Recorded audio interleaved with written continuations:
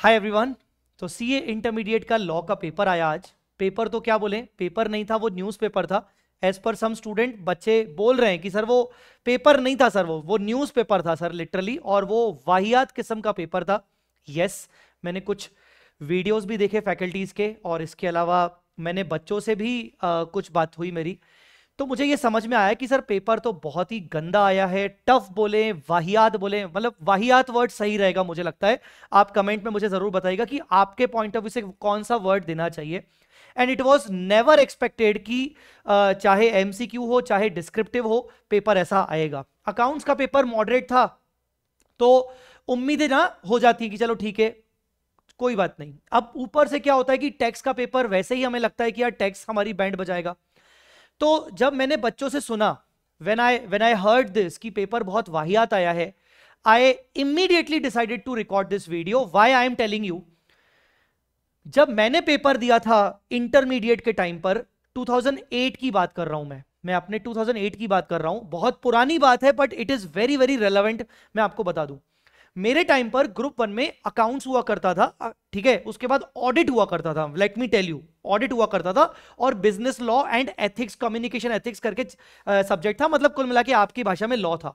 तो मेरे टाइम में ग्रुप 1 में 3 सब्जेक्ट हुआ करते थे, और ग्रुप 2 में कॉस्टिंग, टैक्सेशन और आईटी, इंफॉर्मेशन टेक्नोलॉजी। मैं प्रैक्टिकल सब्जेक्ट में शुरू से बहुत अच्छा था, इवन इंक्लूडिंग टैक्स। मेरा पहला पेपर अकाउंट्स का अच्छा गया था। ऑडिट का तो क्या ही बोले, मैं ऑडिट में अच्छा नहीं था, मैं उसके बारे में बात नहीं करना चाह रहा हूं। मेरा मतलब ऑडिट का पेपर ठीक ठाक ही गया था, ठीक है ना। उम्मीद थी पूरी की पूरी लॉ से मेरी, क्योंकि ग्रुप 1 में उम्मीद बस बची थी लॉ की, क्योंकि लॉ थर्ड पेपर था। मेरे टाइम में 2008 में लॉ का पेपर इसी तरीके से वाहियात आया था।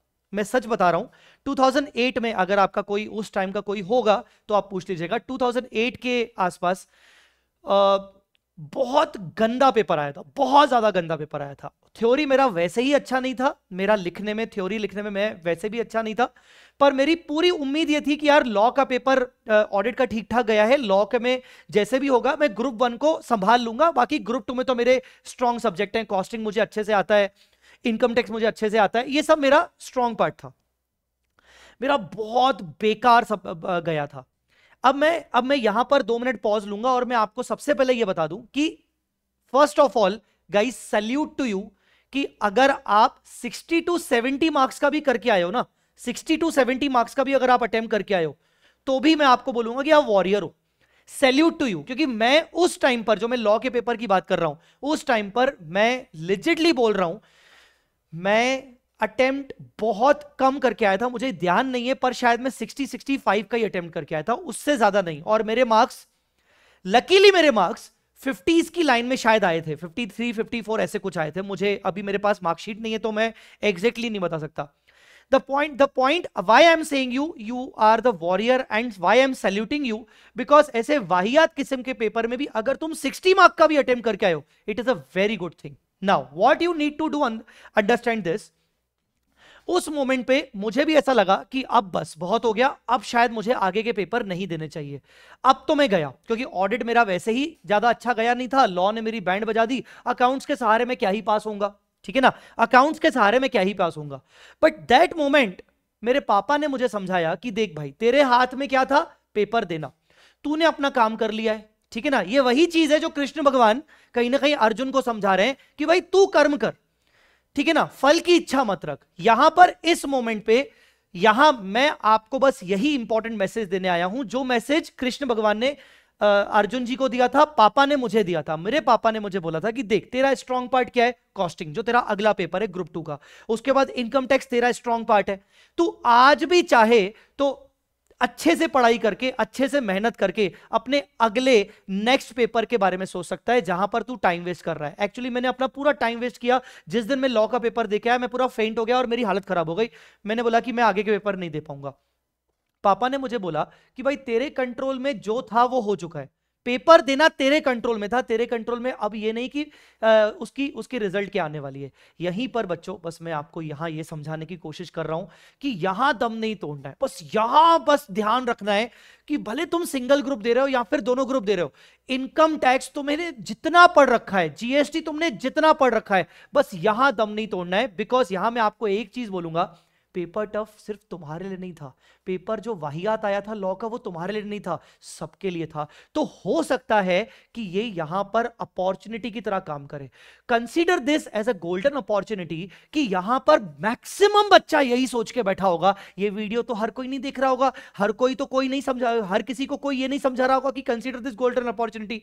तो मैं आपको जो बोल रहा हूं बस वो समझो कि ये तुम्हारे लिए गोल्डन अपॉर्चुनिटी है। बहुत सारे बच्चे यहां पर पीछे हो रहे होंगे, तुम्हें ये सोच के चलना है कि यार इनकम टैक्स में थोड़ा सा और ज्यादा मेहनत कर ली, थोड़ा और पुश मार दिया, मतलब अगर मान लो मुझे आईसीएआई ने पटक के गिराया है, अगर मैंने इनकम टैक्स के पेपर को पटक के गिरा दिया तो क्या पता मेरा ग्रुप 1 बच जाएगा। मैं जो सोच रहा हूं कि मुझे नहीं देना चाहिए पेपर, अगर मेरा इनकम टैक्स किसी भी हाल में अच्छा चला गया, अच्छा छोड़ो मैंने अगर अपनी तरफ से अटेम्प्ट कर लिया, तो क्या पता एग्रीगेट में शायद मैं निकल जाऊं।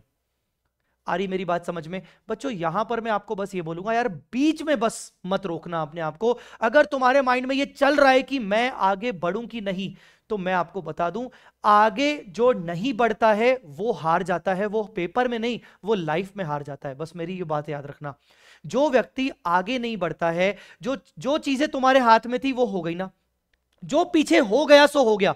जो व्यक्ति आगे नहीं बढ़ता है, समय के हिसाब से आगे नहीं बढ़ता है, वो लाइफ में हार जाता है। और मैं नहीं चाहूंगा कि तुम अपनी लाइफ में हार जाओ। ये सीए एग्जाम हमारे लिए बहुत इंपॉर्टेंट है, बट हम आगे बढ़ के चीजों को मैनेज कर सकते हैं। हमारे कंट्रोल में इनकम टैक्स का पेपर, मतलब टैक्सेशन का पेपर हमारे कंट्रोल में है। बस मैं तुम्हें यही समझाने आया हूं। मैंने भी वही किया, मैंने कॉस्टिंग का पेपर तरीके से मेहनत की और कॉस्टिंग में मेरा एग्जामिशन आया। And let me tell you what, मैंने उस टाइम पर ये सोच के रखा था कि शायद ग्रुप 2 निकल जाएगा, ग्रुप 1 ही निकलेगा। मैं आपको सच बात बताऊं, मेरा ग्रुप 2 नहीं निकला और मैं ग्रुप 1 में निकल गया। ग्रुप 2 मेरा सेकंड अटेम्प्ट में निकला because of the IT. Costing में मेरे अच्छे मार्क्स आ गए थे पर एग्जामिशन नहीं आए, इनकम टैक्स में अच्छे मार्क्स आ गए, एग्जामिशन नहीं आए, मेरा ग्रुप 2 नहीं निकला। जबकि मैं ग्रुप 2 में ज्यादा कॉन्फिडेंट था कि मेरा निकलेगा।